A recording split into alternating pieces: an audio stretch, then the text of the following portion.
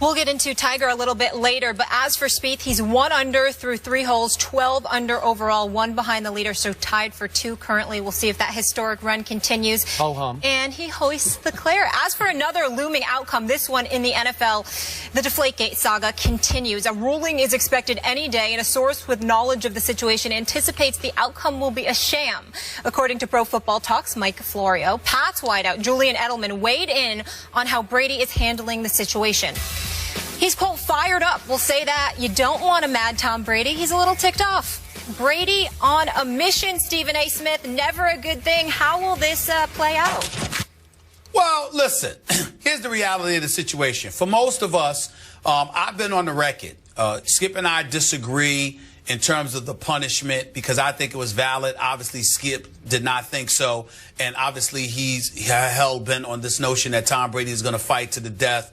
He's not going to accept any games in terms of a suspension for Deflategate. My position is clear.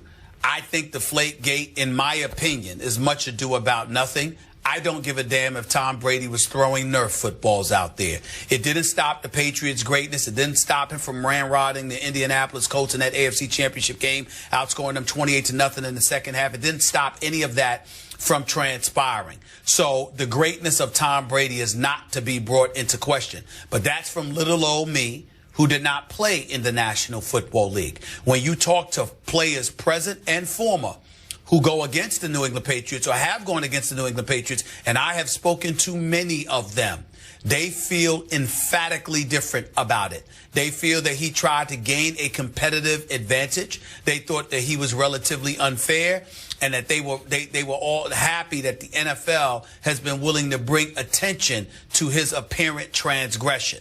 But in the end, I was glad because on Mad Dog Sports Radio, where I have my show every weekday from 1 to 3 p.m. Eastern Standard Time, Jamie Dukes, you know, for the NFL Network, former NFL player, friend of mine, great guy, by the way. Your former colleague, colleague at the NFL Network as well, Molly. Jamie pointed out on SiriusXM this weekend, he kept reminding us, and I'm going to echo his sentiments, Tom Brady wasn't suspended for, deflated footballs. Tom Brady was deflated for not cooperating with the NFL in the NFL's eyes, according to Troy Vincent, according to Commissioner Goodell. So as a result of that, the chances of Tom Brady having a suspension completely eradicated, to me, is slim to none. Can I see a reduction from 4 games to 2 games? Yes, I can. Skip Bayless, I was on the record on my radio show saying that even though one has absolutely positively nothing to do with the other, and there are others who would make the argument about the integrity of the game and all of this other stuff, you cannot have Tom Brady serving the same amount of suspension time as Greg Hardy. Because even though one has nothing to do with the other, because the suspensions in terms of the time allotted would be equal, both of them having 4 games, you can't do that to Tom Brady. You have to reduce that suspension. But outside of that, as long as the NFL maintains consistency, that he was primarily suspended because we had an investigation and we don't believe he was cooperative, and that is not a game that we are playing, I don't think that you get the 4-game suspension completely omitted and eradicated. I think it gets diminished to 2 games, but I think that that's about it. And they're going to lean on the fact that he was uncooperative, which is what I believe the player was alluding to when they said that it would be a sham, because the league is going to lean on his uncooperative ways as justification. And I don't think Tom Brady can fight that. You keep harping on he wasn't cooperative. Could you please? They said that. Yeah, they said that, but you're hanging on to that. Yes, I am. I want to define.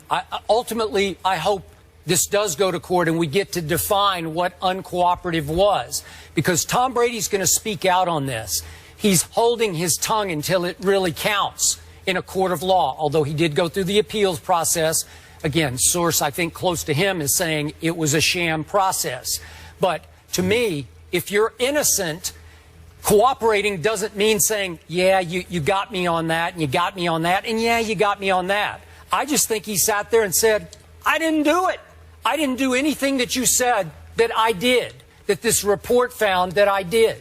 So if that's uncooperative, I'm okay with that. And I'm going to stand by what I have told you from day one of this. And I'm not saying I told you so, but he's going to fight this to the legal death. That's where this is heading. And I think I was a little ahead of the curve saying that on this show.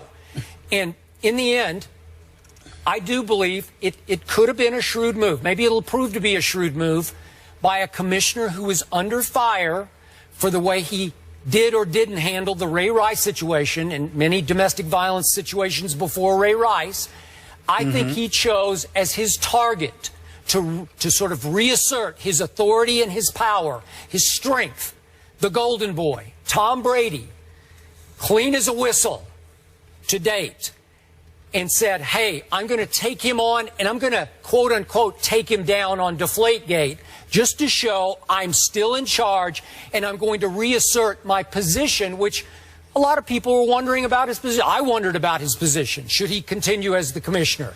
Well, he chose, I think, the wrong guy to pick a fight with. You said Brady should have stood up and spoken out publicly from the first. He did not do that. You held that against him all along. He didn't take his opportunity, obviously, when he did his speaking engagement. Where was it? Salem State or whatever? Salem? Whatever Salem State, yeah, Massachusetts with Jim Gray, yes. Yeah. And he didn't take his opportunity even before the Super Bowl to stand up and say, no, I didn't do it. I'm saying he was biting his tongue to take it to court. The NFLPA is now on the record. They will help him take it to court. So I'm not sure how this is going to play out, because if Tom Brady's legal team has made it clear to Goodell's legal team, we are going to go to court with this, I'm not sure Roger will reduce this at all. He might just hang right in there with 4 games because it won't do much good to reduce it. My initial thought was he'll reduce 2 games, maybe 1, maybe 2, just to say, okay, I'm going to do this, and you make a great point about Greg Hardy. But in the end, I think Brady and company, legal team, just biding their time, waiting, because they're going to try to get an injunction to allow him to play in game 1 this year if, in fact, he's suspended for 2 or 3 games. Well, let's be clear about a couple of things here. You need to be clear about what do you mean fight to the death, because we all know that Tom Brady is going to fight.